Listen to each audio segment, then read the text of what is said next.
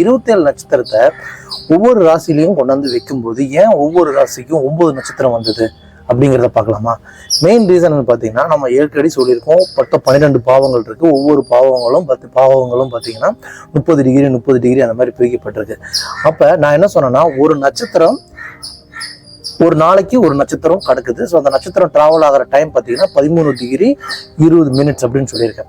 So அப்போ ஒவ்வொரு particular ராசியும் பார்த்தீங்கன்னா 30 டிகிரி 30 டிகிரி 30 டிகிரின்னு நம்ம பிரிச்சிருக்கோம். 320 டிகிரியா 30 டிகிரியா பிரிச்சிருக்கோம். அப்போ அந்த 30 டிகிரிக்குள்ள இந்த நட்சத்திரத்தை ஃபிட் பண்ணோம் அப்படின்னு பார்த்தீங்கன்னா, ஒரு நட்சத்திரத்துல 4 பாதம் இருக்கு. மொத்தம் 27 நட்சத்திரம், 27 × 4 பாதம் 108. இதை இந்த 12 ராசிகளை கூட நம்ம ஃபிட் பண்ணோம். இப்போ 30 டிகிரி இருக்கு, ஆனா இங்க 30 டிகிரி தான் இருக்கு. அப்போ 30 டிகிரியில ஒரு நட்சத்திரம் பார்த்தீங்கன்னா நாளைக்கு 13 டிகிரி 20 நிமிஷம் கிராஸ் ஆகுது. நட்சத்திரத்தை இந்த 30 டிகிரியால நீங்க டிவைட் பண்ணீங்கன்னா என்ன வரும்? 2.25 நட்சத்திரம் வரும். ஒரு நட்சத்திரத்துக்கு 4 பாதம்.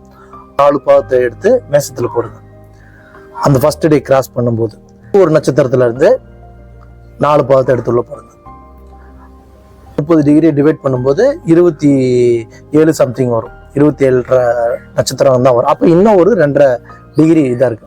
அந்த 2.5 டிகிரிக்கு இன்னொரு நட்சத்திரத்துல அதான் பார்த்தீங்கன்னா ஒவ்வொரு ராசிகளையும் மொத்தம் 9 நட்சத்திரம் இருக்கும். ஸோ இப்போ அஸ்வினி, கார்த்திகை, பரணி ரிஷபத்துக்குள்ள போயிடும். மேசத்துலேயும் இருக்கும், ரிஷபத்துக்கு போயிடும்.